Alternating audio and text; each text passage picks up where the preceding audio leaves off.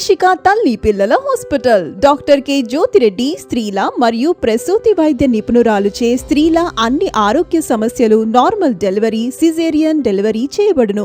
Doctor B Ramesh paediatrician గారిచే చిన్న పిల్లల అన్ని సమస్యలు చూడబడును. Doctor Saritha Sri consultant senior dietician గారిచే ప్రతి శనివారం గర్భిణీలకు స్త్రీలకు మరియు చిన్న పిల్లలకు అన్ని న్యూట్రిషన్ సమస్యలు చూడబడును. రిషిక తల్లి పిల్లల హాస్పిటల్ వీణావంక రోడ్ గాయత్రి బ్యాంక్ గల్లీ చెమ్మికుంట.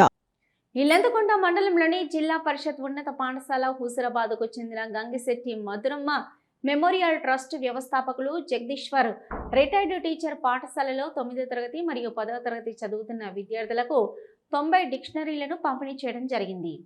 ఈ సందర్భంగా గంగిశెట్టి జగదీశ్వర్ మాట్లాడుతూ ప్రభుత్వ పాఠశాలలో చదువుతున్న విద్యార్థులకు ప్రతి సంవత్సరం డిక్షనరీలు, పరీక్ష ప్యాడ్లు, పెన్నులు, మధ్యాహ్న భోజన ప్లేట్లు, గణిత ప్రతిభా పోటీలు, సైన్స్ ప్రతిభా పోటీలు, వివిధ మండలాల్లో 10వ తరగతి విద్యార్థులకు గాని పై తరగతి విద్యార్థులకు గాని మెరిటోరియల్ అవార్డ్స్ ఇవ్వడం జరిగిందన్నారు.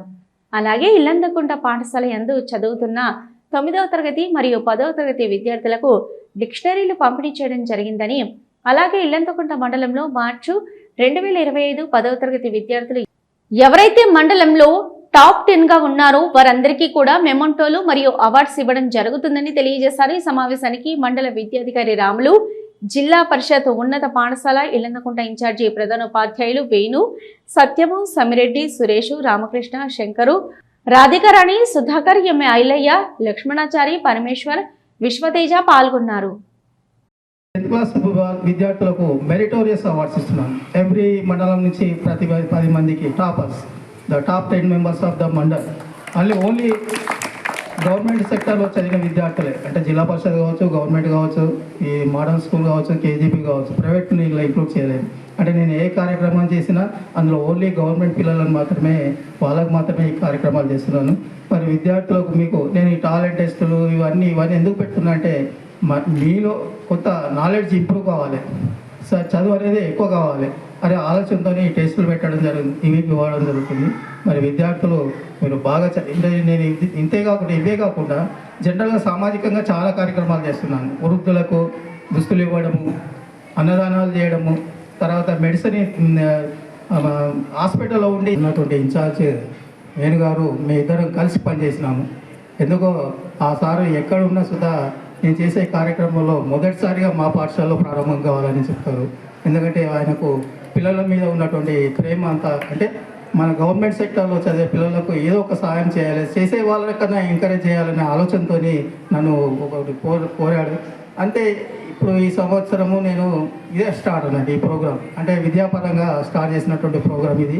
ఈరోజు మీ పాఠశాలలో ఈ చిన్న డిక్షనరీ, ఎందుకంటే ఈరోజు ఒక ప్రోగ్రామ్ ఇప్పుడు స్పెషల్ ఉన్నది, పఠనా దినోత్సవం, జాతీయ పఠనా దినోత్సవం.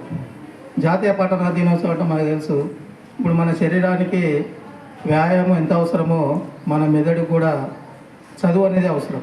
చదవడం వల్ల జ్ఞాపక శక్తి పెరుగుతుంది, మేధాశక్తి పెరుగుతుంది, పఠనా శక్తి మనకు పెంచుకుంటే మనకు ఎన్నో లాభాలు ఉంటాయి. అందువల్ల ఈ సందర్భంగా చిన్న డిక్షనరీలో విద్యార్థులకు విధానం అనే ఆలోచనతో ఈరోజు ఈ కార్యక్రమాన్ని ప్రారంభిస్తున్నాను. మరి అమ్మ మీద ఉన్నటువంటి అభిమానంతో ప్రతి సంవత్సరం 1 లక్ష లేదా 1,50,000 వరకు ఖర్చు చేస్తున్నారని మనం చెప్పాం. ఈ సందర్భంగా 1 నిమిషం సార్ మాట్లాడాల్సిందిగా కోరుతుంది.